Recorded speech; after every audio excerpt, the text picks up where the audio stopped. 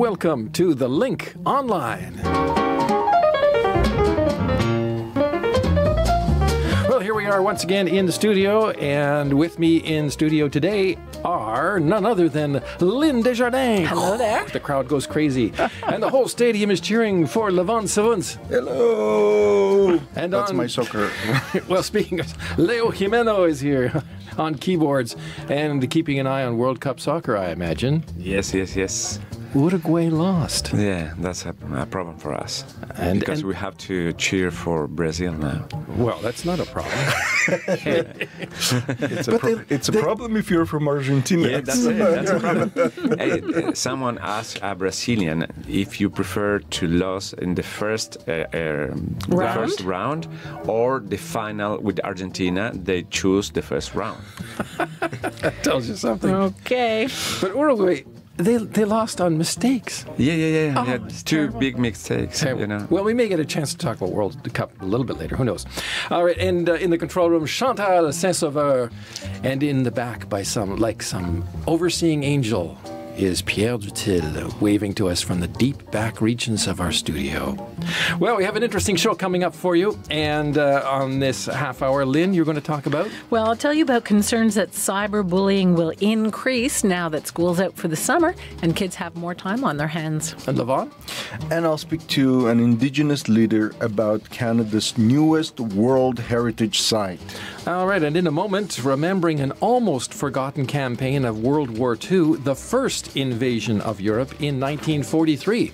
Those stories and some of your letters coming up on this edition of The Link Online. We're going to start out with a story from history, and this was the first invasion of Europe in the Second World War, some 75 years ago, almost to the day.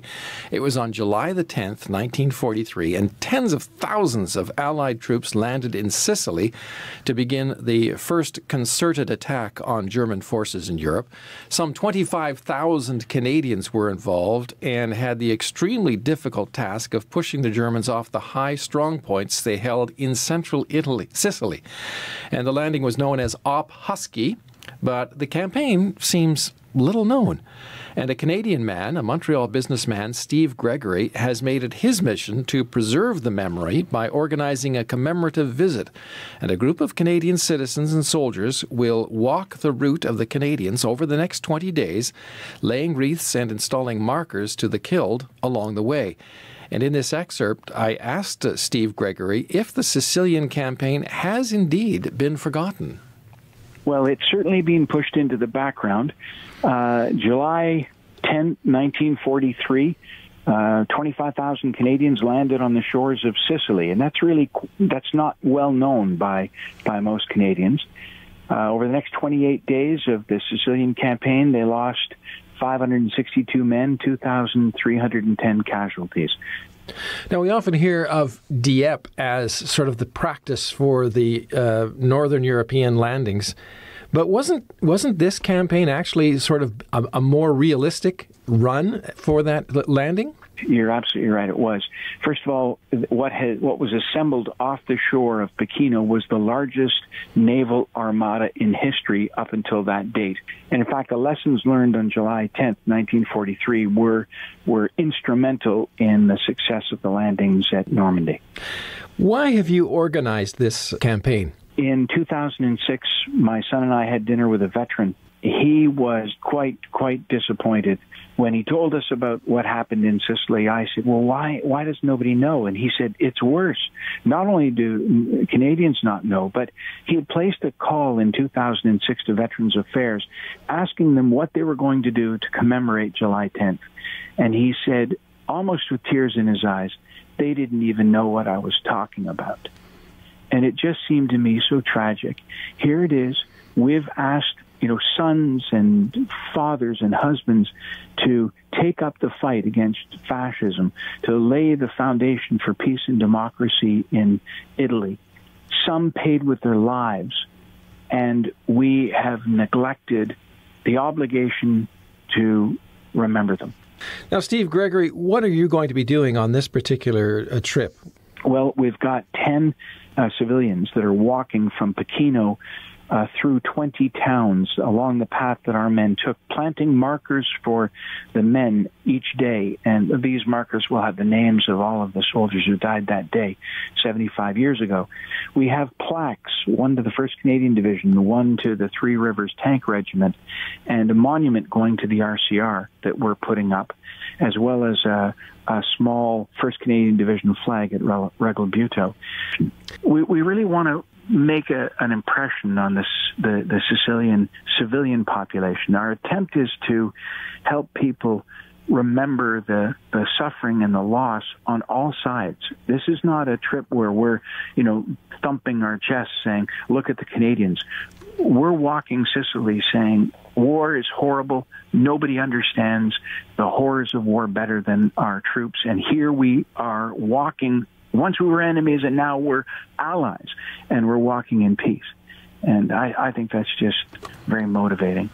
And that was Montreal businessman Steve Gregory, founder of the Op Husky Project. And he's currently in Sicily for a commemoration of the 75th anniversary of the Sicilian campaign.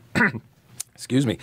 And the full interview is in the highlights section, and public commenting on our stories is, of course, open and available. If you'd like to scroll down to the very bottom of any of our stories, you can leave your thoughts there. Coming up, we're going to be looking at a story about cyberbullying.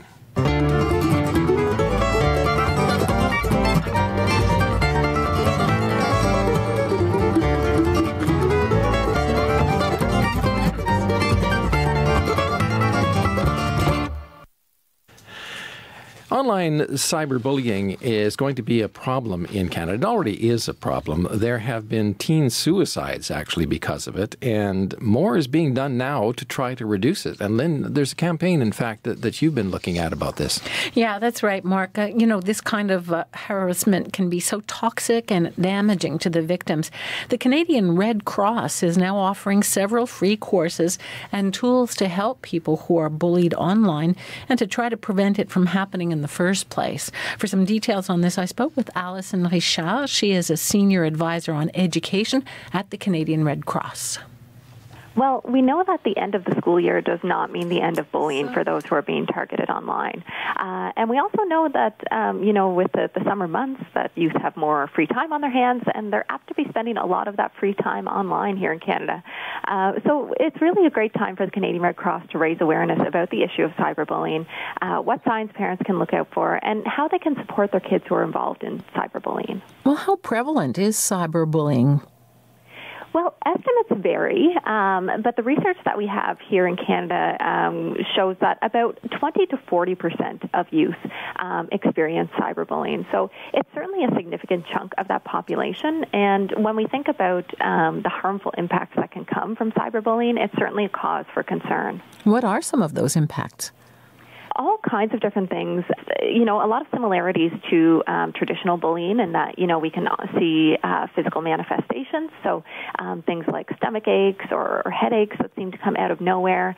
Youth who are being targeted by bullying tend to withdraw. So they may no longer be engaged with their peers, or they may not be interested in activities that used to bring them joy. We see mental health impacts like depression, anxiety. So some really serious things, and they can also follow youth into adulthood, so can have long-lasting impacts as well. Do children tell their parents when they're being bullied? We know that's not always the case. So there's a lot of reasons why youth won't tell adults. And a big one is that they're afraid of adults overreacting. So they're afraid that if they say that, they've been involved in the cyberbullying situation, that adults are going to take the technology away. So the big thing that we tell adults to look out for is changes in behavior. So they may notice that their child no longer wants to talk about what they're doing online. They may seem really unhappy or irritable, especially after they've spent some time online. And you may also see some distinct changes in how often they're going online. So they may suddenly be glued to their screen all the time. So these are all indicators that there could be something going on. What should parents do?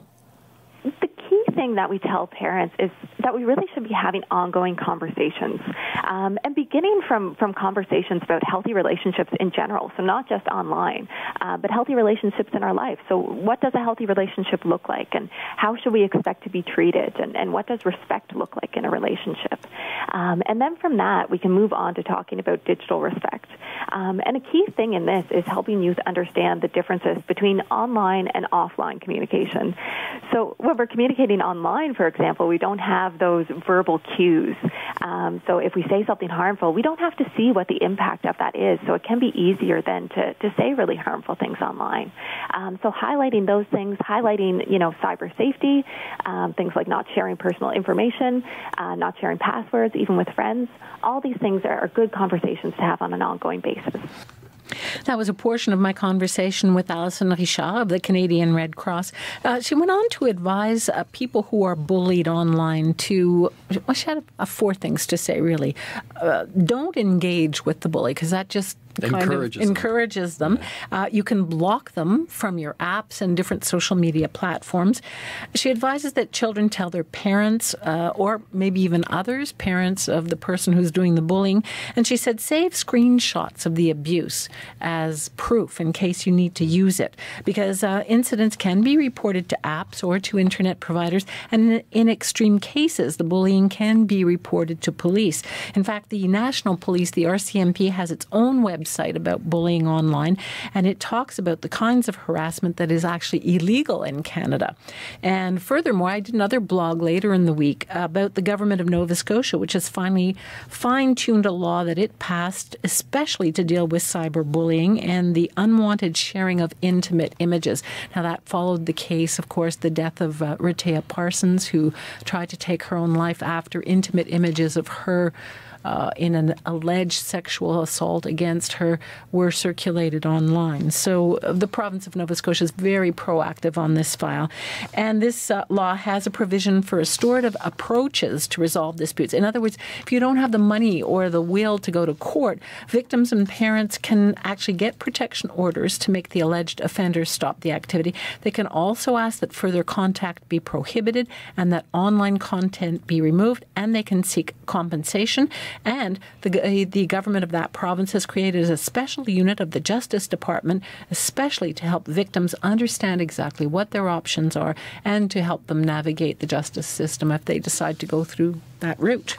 I don't think kids fully understand, even now, the implications of sharing things like intimate photos. Oh, it's cool, and you're my friend kind of thing. But once something is online, you can't take it back. It's out of your control completely. Yeah. No matter who you might think you trust or so on and so forth. Yeah, and that's why the Red Cross has all these courses for parents so that they can teach their children before it gets to that stage, before it gets to the stage where, and warn them, don't share intimate photos and don't give out your password so that other people can post things. There's a lot of basics in there, and all of that material is free. People can just go to the Canadian Red Cross homepage and they'll find all the material there. Were any of you bullied? Were you bullied in school? Yeah. A nice guy like you? How could especially in the 9th grade. Oh, really? Yeah. Like, what form did that take? Beatings, fights. Oh, well, yeah, young guys have fights all the time. I mean, eventually I fought back, and it stopped. What about you, Leo? Yes, I was, but I had my sister. It was really bigger than me, so she took care of the situation. Yeah. What about you, Lynn? I grew up in a very tough neighborhood, and every time I went crying to my mother, she'd say, "Go out there and beat the hell out of that person." So I learned how to fight from it. So I got to the point where if you look at me funny, I'd put up my dukes and people would just back off. So I didn't have a problem with that. That said, my daughter grew up at an age just when things were she was very badly bullied in person. And then one day someone tried to send her emails, nasty emails, which she simply forwarded to the headmistress of the school. And that was the end of that. But I'll tell you, I'm very glad that she did not engage. Engage, or that she did not grow up in the era of now. Because it is so much more widespread. It's very, very frightening now what goes on. And of course, this Rita Parsons case was in Nova Scotia was not the only suicide that we've seen. There was Amanda Todd as well. Yeah. So there are, kids really who simply can't deal with it and don't want to go on living. It gets so bad. And then there was to let the impression how the images go through internet. Someone put the name like that. The things that you send to internet are the digital tattoos. Yes, a digital tattoo. Yeah. You can't erase it. Yeah. So it's going to be there. Maybe it's going to come back and all the people are going to see it again. And maybe it's going to be, I don't know, lost. But it's there. It's always there. It's always there somewhere. Yeah, somewhere. That's it. Indeed. Well, if you have any thoughts on this or if your own personal story to tell, drop us a line. You can actually post your comments on the bottom of Lynn's story, for that matter. We have more coming up, including your letters, in just a moment.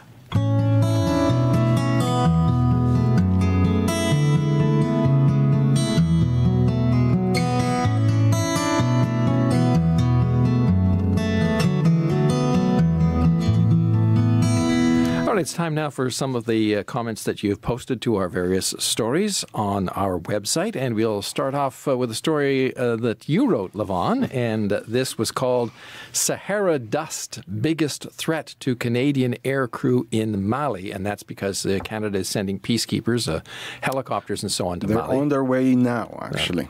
And in that article, you described the Canadian Griffin helicopters, which are part of the group, as lightly armed. And Jim Parker disagreed with that, and I suspect he may have some knowledge, although I would tend to agree with your description. But anyway, here's what Jim wrote.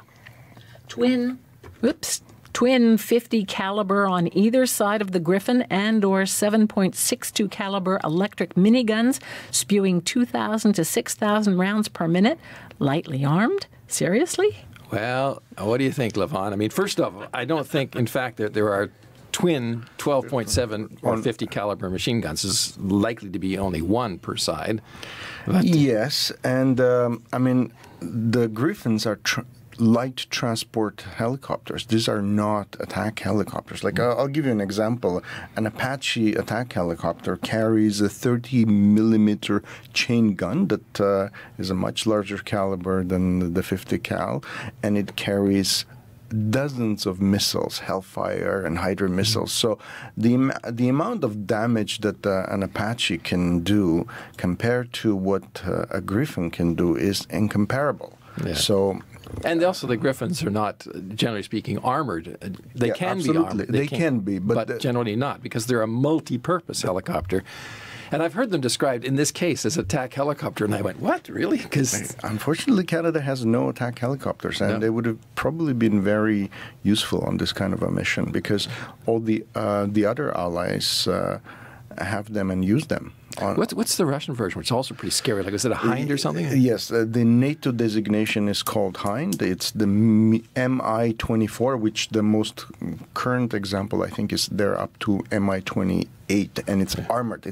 It's described as a flying tank. Exactly, yeah. And for example, like the Griffin, it can take up to, I think, 7 people on board. So. Crowded, but I mean, it's a serious firepower there. So does that mean Canadian personnel are going to be sitting ducks or flying ducks? Not really. I mean, that 50 cal machine gun is a serious weapon, but it's not the most. It will give them some protection against somebody firing at them from the ground, but it won't do a lot. The best defense is to get the heck out of there as fast as possible. So from what you're saying, lightly armed is a relative term. Yeah. I mean, if you're armed with an AK-47 and you're shooting at me from the ground, and I'm armed with the 50 cal, of course... Or the 7.62 mini machine gun. of course, I then have firepower advantage. But if you're firing at me from a 50 cal machine gun from the ground, we're basically, yes, my rate of fire may be not as high as yours, but it's the same bullets capable of doing the same kind of damage. So and they will severely. Anyway, and I put it this way. I tend to agree with you. They're a multi-purpose helicopter, and they are lightly armed. That's my take on it, although those guns are very dangerous. Oh, good. Maybe we'll get more letters. Good. Right. Let's move on. And this is another light story. Our next comment came on a story called Sending Refugee Claimants to U.S. is Unconstitutional. And Ron wrote this. Honestly, I think that Canada should close their borders as the USA is doing. We have so many Native people in this country that need the attention, and we don't have the resources to give these opportunities to illegal outsiders. Canada, please wake up and help the legal citizens and the original Native people. This is coming from a Chinese Canadian whose parent came to this country legally in the 1970s. And to that, can I add a comment? I think we should say here that Canada has legal obligations under international treaties to admit people who are seeking refugee status. If Canada determines that they are not really refugees in need of asylum, then they will be deported. All right. Another comment came to the story. Another resignation from troubled, missing and murdered Indigenous women and girls inquiry. And this came from Bernadette Sumner. To date, what has this inquiry done for all the heartache that was relieved? Relived. Yeah, relieved. Relived. What concrete things have come from that? I participated thinking something would be done, thinking that telling of my sister's story would help in any way at all.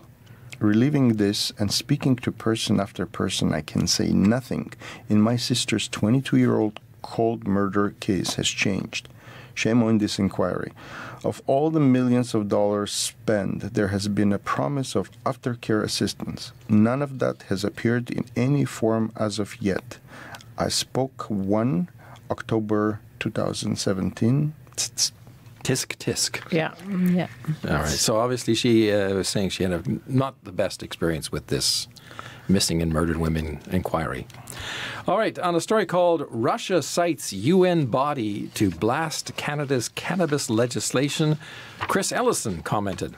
Does the world really care what Russia thinks about what Canada does within our own borders? Since when does Russia care about any UN treaties? All right, and of course we have a lot more letters, but that will do it for this particular version. And as always, once again, if you have any comments or thoughts or opinions on any of our stories, the comments section is open on all our stories, and it is open, well, pretty much permanently. So we do get from time to time people commenting on stories that are 3, 4, 5 years old. So, but we welcome them. Well, we always welcome. Glad to hear from you. Yeah, indeed. All right, we have a story now about this new UNESCO World Heritage Site. This is your story, Levon, and this is a huge expanse of boreal forest which spans the Manitoba-Ontario boundary, and it marks the first time a Canadian site is being recognized for both its natural characteristics and its cultural heritage as well. So what's the story?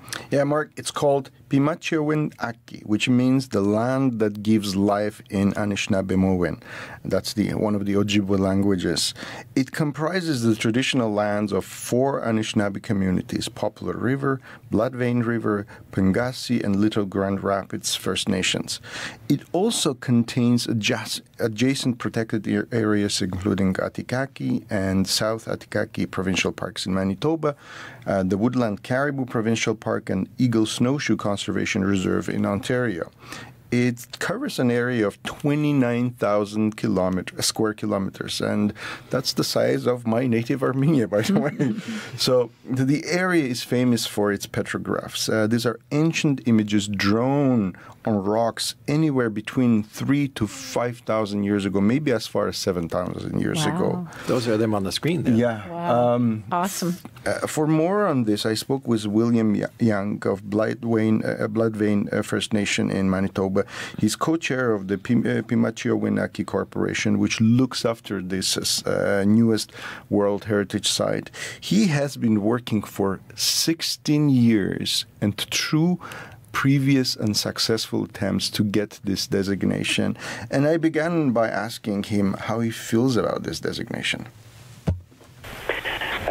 It's exciting for not just for me, but for for First Nation communities and the people within those communities that have worked hard, and especially a big thank you and miigwech to our elders that have guided us and with their wisdom and to the ones that are still present with us and to the ones that have passed on, we will not forget their assistance, which we truly appreciate. And the communities themselves will be celebrating this historic decision within their own communities soon, and it's exciting for the communities. You are, if I understand correctly, you are from the Bloodvein First Nation. Tell me about your own connection to this site.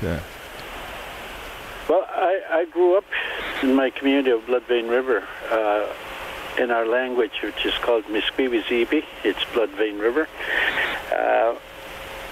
It started, from what I remember, from what I recall, visiting with my grandfather, and he used to tell me stories of our within our area, why we should protect it, and it was his insight that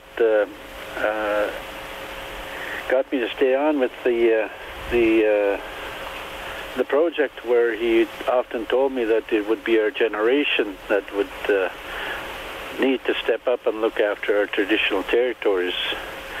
And I've been involved since 2002, which is 16 years. That was an excerpt of my conversation with William Young of Bloodvein First Nation in Manitoba. He is co-chair of the Pimachiowen Archi Corporation, which looks after Canada's newest World Heritage Site. And I apologize for the quality of that line, but unfortunately some of these Canadian First Nations are so remote, communications to them sometimes is like calling into literally, sometimes communications with Africa is easier than some of these First Nation communities. Yeah, I was talking to the gentleman, Steve Gregory, earlier, who was in Sicily, and the phone line was great. And yeah, as you say, sometimes these communities are so remote that there's very often, of course, no cell phone service at all. And the phone lines, if you use a line, is kind of dodgy too at times. Yeah, this was a phone line, so... Amazing. Those sites, have there? I seem to recall that there are concerns about vandalism at some of those petroglyphs or petrographs. Well, with Pimachiowen, it's so remote that fortunately not that many people know about this site and know how to find these petrographs. The problem is that with fame that comes as a World Heritage Site, this is going to be, on many people's bucket list now. And so that's one of the things that the community has to think. And one of the interesting things he told me is that, they've collected so much archaeological data, and they want to just make sure that they pass it on to their children, to their grandchildren. A lot of the young people no longer speak the language, so language preservation is another thing. But this is a huge emotional thing, for them to be able to show that we have been here for at least 3, 5, 7,000 years. Yeah. No, I was just thinking, because there have been other cases. I think there was a place where they had dinosaur tracks. Yeah. In Canada? Oh, yeah. And they had to cover them up to prevent people from vandalizing them. Yeah. Wow, that's in fact, awful. some of them, I think, maybe in Australia or New Zealand or somewhere, I forget the story, but they had been vandalized. And there was another story, I think, from the United States, perhaps. I don't know, but there was this giant rock on the top of a cliff, which had been a tourist attraction. And it had been there for obviously like thousands and thousands of years. And then recently some people came along and pushed the rock off, and Jeez, really? You talk about now that this place is known and people will want to go there. There have been several stories recently. We had one on the show not long ago about tourists coming to places where they're not really prepared for that level of Absolutely. Elish did a huge series on tourism in Iceland and how people just, even little things, leaving a little, a bit of trash, you think it's nothing, but it's, when you have hundreds of thousands of people doing that, or like in Greece, in Acropolis, everybody takes a little stone to care, and then you realize that you're probably robbing half the temple is gone. Right. And on that note, once again, if you have any thoughts, drop us a line. You can write at the bottom of each of our stories. And that is the program for today, the link online. And for Lynn and Levon and Leo, the 3 L's, I'm an M. And for Chantal Saint-Sauveur, thank you so much for being with us. Take care until next time. Bye-bye.